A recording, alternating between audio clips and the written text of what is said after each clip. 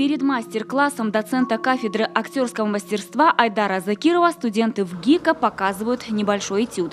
Чувства молодые люди выражают с помощью пластики. Затем за дело берутся наши студенты, работают в парах. Главное – понять и научиться чувствовать друг друга на сцене. Тише. Вот посмотрите, да, девочки, вот у них парный баланс. Давай. То есть, да, только не прямые руки. Да.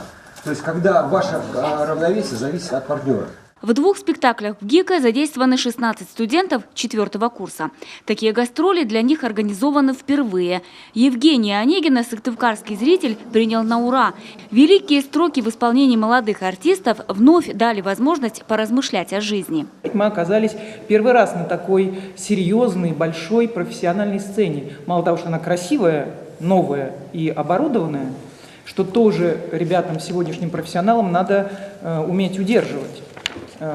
Да, есть всякого рода технические моменты в актерской профессии. Кроме чувствования, кроме эмоций, есть очень много техники и технологий у сегодняшнего актера.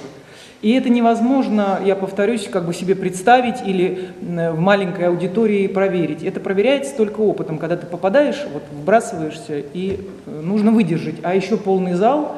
И когда они вчера узнали, что билеты продаются, и билеты распроданы, и будет полный зал, и это 400 мест, конечно, это немножко другой уровень ответственности.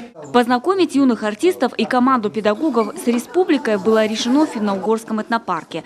И сразу же в день прилета. Эмоции после экскурсии зашкаливали у всех, признаются гости. Невероятно приветливые люди, красивые места, тайга. Мы омывались в святом источнике.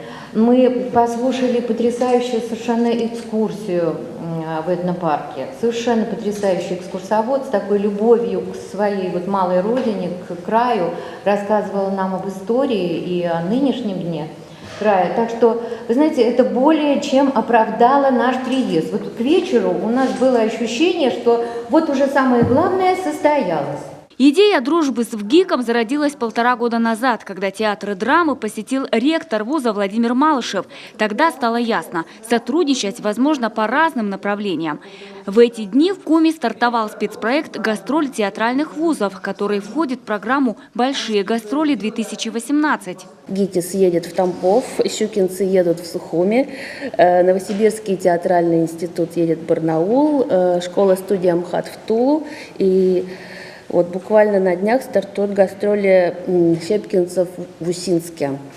То есть это такой у нас отдельный спецпроект, посвященный именно театральным вузам России.